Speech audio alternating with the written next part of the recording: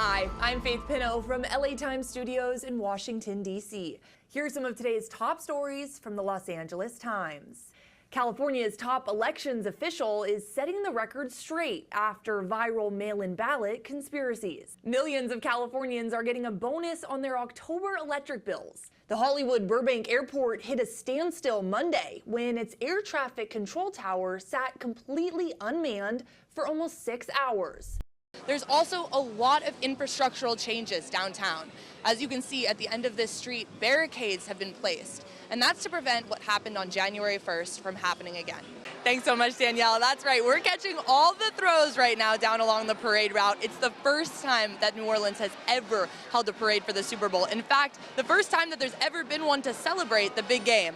Again, focusing on getting those offensive boards. Babson's a team that's going to take advantage and try to really convert on those. But I mean, you have players like Asher Gardner, who is absolutely relentless, and so I think they're going to be looking a lot to him this evening. It's electric in here. We just had a second line, a brass band, and there's lots more excitement for the night. Stay tuned. We'll have more coming for you live from New Orleans. I'm Faith Pinnow. He says that around him, you really can't have a bad day, that his energy is infectious, and that he's somebody that teammates look to lift him up. Now, all of that can be a lot of responsibility, especially during Super Bowl week. It's incredible. I think that there's law enforcement 20 plus at every corner. I feel very safe. That was the mission. The deadly New Year's Day attack on Bourbon Street led Super Bowl organizers to heighten security across New Orleans. Went out and issued an executive order under which we created an enhanced security zone in the French Quarter, something that had not been done before. Louisiana Governor Jeff Landry said that fans can expect to see more police and military around the city's busiest neighborhoods. As far as the eye can see on Bourbon Street and throughout the French Quarter, there's a large security presence. Local police, state police, and the National Guard are out in full force this weekend. That's to make sure that fans that come out to cheer on their team on Sunday are safe no matter what happens. But it's not just the presence of law enforcement that's going to keep fans safe this weekend. There's also a lot of infrastructural changes downtown. As you can see at the end of this street, barricades have been placed, and that's to prevent what happened on January 1st from happening again. This is definitely going to be a safer event. Private security contractors Vicky and Jason traveled from Philadelphia with their 2 explosive detection dogs ahead of the big game.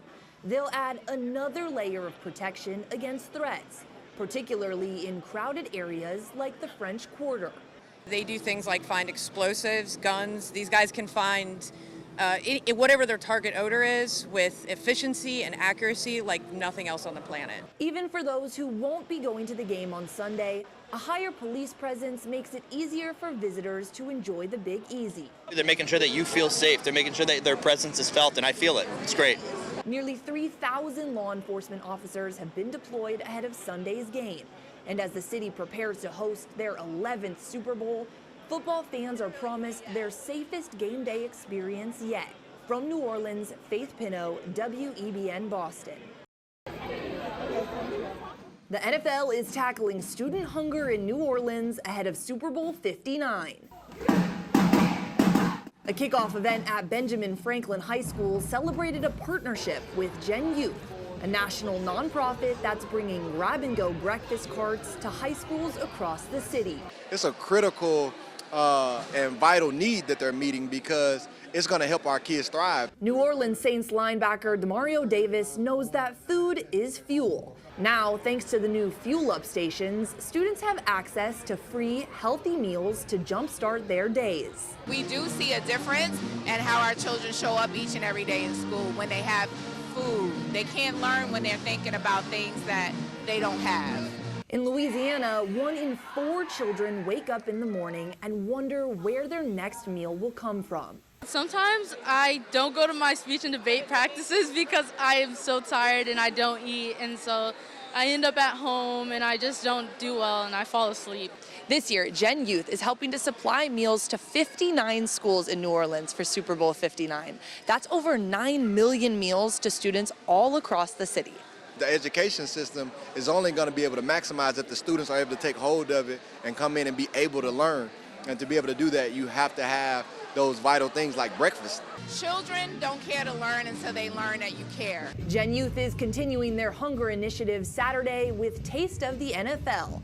The fundraising event is open to the public and will feature bites from the best chefs in the Big Easy. From New Orleans, Faith Pinnow, WEBN Boston. Several airports across the country are refusing to play a Homeland Security video that blames Democrats for the government shutdown. According to reporters, the message from DHS Secretary Kristi Noem is being rolled out to airports nationwide. But facilities in Las Vegas, Atlanta, Phoenix, and others say it violates rules against political messaging in public spaces. In the video, Noem claims Democrats are responsible for the shutdown, including the impact on TSA operations, with thousands of airport employees working without pay for the third week in a row. Free street parking on Sundays has long felt like a bonus for Los Angeles drivers. But in a world of rising prices, even your parking meters are about to get more expensive. Hannah Fry reports that city leaders just approved the first major meter hike in more than a decade, and it includes charging for Sunday parking. Millions of Californians could lose access to food assistance programs in a matter of days. Governor Gavin Newsom is warning that CalFresh, the state's SNAP benefits, may be delayed next month if the federal shutdown doesn't end by Thursday. According to Kevin Rector, more than 5 million low-income Californians rely on the vital program.